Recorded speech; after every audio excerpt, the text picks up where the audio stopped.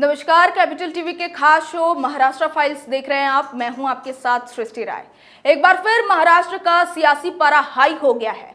शिवसेना के बाद अब एनसीपी के ऊपर मुसीबत आ गई है। शरद पवार ने एनसीपी के अध्यक्ष पद से इस्तीफा दे दिया है, जिसके बाद पार्टी के अंदर घमासान मच गया है।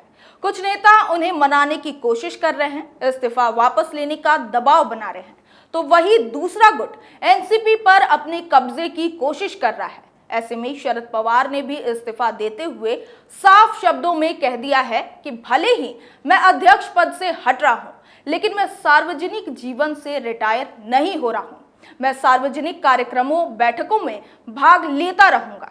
इसी बीच अजीत पवार का भी बड़ा बयान सामने आ गया है। अजीत पवार का कहना है कि कमेटी का जो भी फैसला होगा वो मान्य होगा। एनसीपी का मतलब ही शरद पवार है।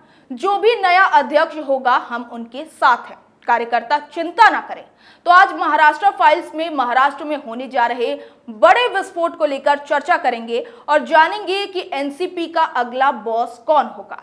इस पर चर्चा के लिए मेरे साथ स्टूडियो में मौजूद हैं कैपिटल टीवी के एग्जीक्यूटिव एडिटर राजीव जी। सर, स्वागत है आपका। धन्यवाद।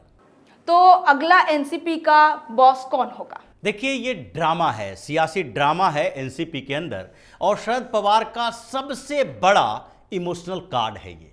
क्योंकि शरद पवार राजनीति से संन्यास नहीं ले रहे, सार्वजनिक कार्यक्रमों में, बैठकों में भाग लेंगे, एनसीपी के सारे गतिविधियों पर नजर रखेंगे, कार्यकर्ताओं के साथ मुलाकात करेंगे, सारे नेताओं को डिक्टेट भी करेंगे और एनसीपी के अध्यक्ष नहीं रहेंगे। ये सारे के सारे जो उनके बयान से मायने निकलते हैं, उससे तो यही लगता है कि शरद पवार ने एक इमोशनल कार्ड खेला है। क्योंकि अभी शरद पवार की पार्टी के ऊपर जो पकड़ है वो कमजोर हो रही है। कई नेता ऐसे हैं जो अब समझने लगे हैं कि शरद पवार अब वो शरद पवार नहीं रहे जो महाराष्ट्र की सियासत के चाणक्य कहे जाते थे। क्योंकि ये अब इतने बुजुर्ग हो गए हैं कि इनको अपनी पार्टी के भविष्य और नेताओं के भविष्य के ऊपर चिंता कम होती है और खुद के बारे में चिंता ज्यादा होती है। इसीलिए धीरे धीरे पार्टी के कमांड अजीत पवार के हाथों में जा रही थी और शरद पवार चुपचाप देख रहे थे। उन्होंने कई दांव इस बीच खेले कि किसी भी तरीके से शरद पवार का वर्चस्व बढ़े और अजीत पवार का गुट कमजोर हो, लेकिन इस बीच इनको कोई फायदा नहीं मिला। ये चाह रहे थे कि किसी भी तरीके से सुप्रिया सुले, जो उनकी बेटी है, उनको एनसीपी की कमान सौंपी जाए। लेकिन अजीत पवार अपनी बात पर अड़े हुए हैं और संगठन पर उनका वर्चस्व ज्यादा मजबूत है शरद पवार के बनिस्पत। इसीलिए शरद पवार ने इस बीच कई कवायतें करने के बाद यह सोचा कि अब अंतिम ब्रह्मास्त्र चलाना जरूरी है। और यह ब्रह्मास्त्र इसीलिए है क्योंकि एक बुजुर्ग नेता हैं, पार्टी को इन्होंने पैदा किया है, सींचा है और महाराष्ट्र की राजनीति में करीब करीब 6 दशक तक एक तरीके से सबसे बड़े नेताओं में से एक रहे हैं। तो ऐसे में अब जो कार्यकर्ता हैं एनसीपी के, दूसरे नेता हैं, वो शरद पवार को मनाने की कोशिश करेंगे और ये मनाने की कोशिश की भी जा रही है। कई नेताओं का फोन आ रहा है, बार बार ये दबाव बनाया जा रहा है कि शरद पवार अपना इस्तीफा वापस लें। लेकिन शरद पवार कर क्या रहे हैं? शरद पवार इस्तीफा वापस लेने के बदले ये संकेत दे रहे हैं कि एनसीपी के अंदर नेता कोई भी हो, अध्यक्ष कोई भी हो, जब तक वो जिंदा रहेंगे तब तक अपना कमांड रखेंगे और किसी को भी कुछ करने नहीं देंगे। यानी कि अभी जो लड़ाई है वो परिवार की है। शरद पवार और अजीत पवार के बीच जो 2-3 महीनों से आमने सामने की जंग चल रही थी, उसमें शरद पवार ने अंतिम शस्त्र का उपयोग किया है, जो इस्तीफे के ड्रामा के तौर पर है। तो क्या शरद पवार का इस्तीफा एनसीपी का बर्बादी होगा? देखिए, शरद पवार ने इस्तीफा जो दिया है वो पहले ही बात हो रही है कि इस्तीफा जो है एक ड्रामा है। सियासत में एक नया तुरूप का पत्ता खोले हैं शरद पवार कि जब लोग दबाव डालेंगे तो उसके बाद अगर वर्चस्व की ये लड़ाई जो चल रही है सुप्रिया सुले और अजीत पवार के बीच, उस वर्चस्व की लड़ाई में अगर तीसरा व्यक्ति को सामने लाएं जो कि ये कोशिश कर रहे थे कुछ समय से, जब अजीत पवार के समर्थकों ने उनके लिए पोस्टर जारी किए कि जो महाराष्ट्र का अगला सीएम होगा वो अजीत पवार होगा। अजीत पवार अगर महाराष्ट्र के सीएम बनते हैं तो ये बड़े काम करेंगे। उसके बाद शरद पवार ने तुरंत आगे बढ़ के बोलना शुरू कर दिया कि अजीत पवार तो खुद इसके खिलाफ हैं कि वो सीएम के कैंडिडेट के तौर पर सामने आ रहे हैं, क्योंकि अजीत पवार ने इसे बकवास कहा है। दूसरी तरफ उन्होंने एक और दांव चला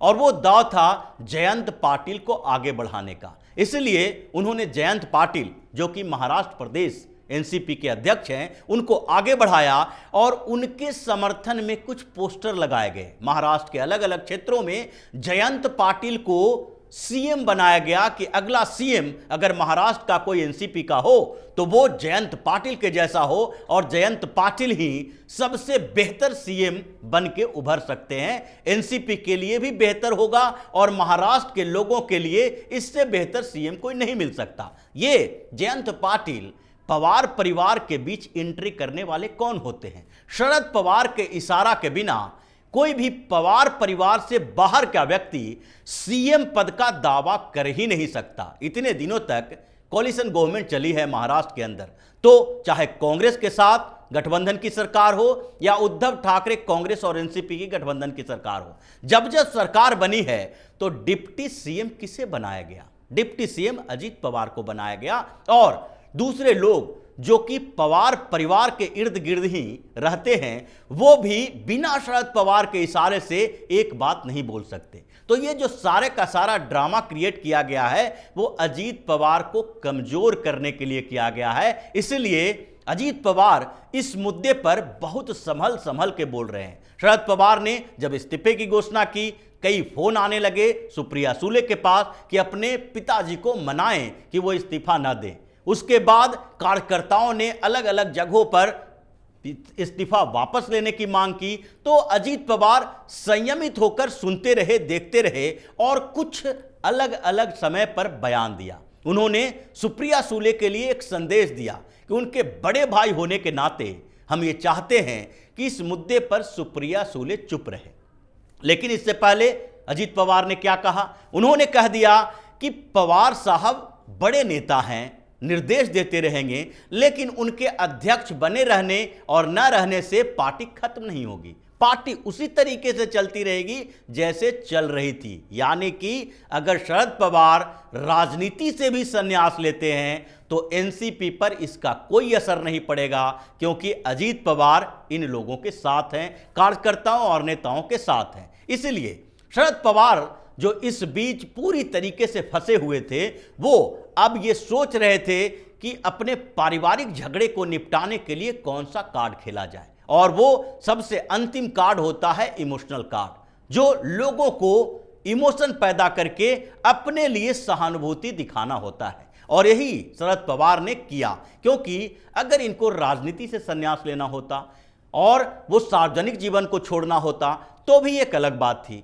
इस बीच वो लगातार एक्टिव रहे पॉलिटिक्स में, विपक्षी पार्टी के नेताओं से मुलाकात करना, राहुल गांधी से मुलाकात करना। अगर ऐसा ही था तो राहुल गांधी से मुलाकात करने के लिए वो सुप्रिया सुले या फिर अजीत पवार को भेज सकते थे, प्रफुल्ल पटेल को भेज सकते थे, जयंत पाटिल को भेज सकते थे, छगन भुजबल को भेज सकते थे। इतने सारे एनसीपी के बड़े बड़े नेता हैं जो 10 साल, 15 साल, 20 साल से राजनीति कर रहे हैं, उन लोगों को कमान सौंप सकते थे, लेकिन इन लोगों ने कुछ नहीं किया। ये खुद आगे बढ़ के पूरी विपक्षी पार्टियों के साथ मिलते रहे, उनके नेताओं से मुलाकात करते रहे और विपक्षी एकता की बात करते रहे। यही नहीं, कांग्रेस के साथ जब उद्धव ठाकरे के लिए नेगोशिएशन करना था तो शरद पवार सामने आए कि सावरकर के मुद्दे पर उद्धव ठाकरे को हम खो सकते हैं। 19 पार्टियां हमारे साथ विपक्षी गठबंधन में थी, अब सावरकर के मुद्दे के कारण उद्धव ठाकरे अलग होते दिखाई पड़ रहे हैं तो हम 18 बच गए हैं। उसके बाद गौतम अडानी की बात आई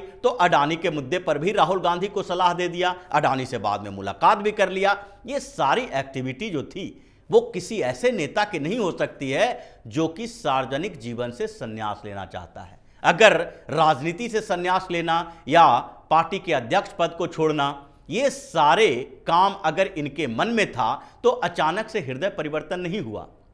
ये सिर्फ और सिर्फ इनका एक एजेंडा है, क्योंकि अगर ये चाहते कि अब धीरे धीरे राजनीति से हमें बाहर आना है या एनसीपी की कमान किसी और को सौंपना है, तो इसके लिए कुछ समय पहले से ही एक तैयार करते रहते लीडरशिप। उन्होंने तो ये कुछ नहीं किया, वे खुद ही एनसीपी प्रमुख बने रहे, सारा काम अपने अंडर में रखा, सारे नेताओं को अपने साथ रखा, लेकिन अचानक से कहते हैं कि हम एनसीपी के अध्यक्ष नहीं रहेंगे, बैठकों में जाएंगे, कार्यकर्ताओं से मिलेंगे, नेताओं से मिलेंगे, निर्देश देंगे, लेकिन अध्यक्ष नहीं रहेंगे। ये कौन सा एनसीपी के अध्यक्ष न रहने और सार्वजनिक जीवन से संन्यास लेने का तरीका है? ये कोई तरीका हो ही नहीं सकता। ये उसी तरीके से है जैसे कांग्रेस में होता है।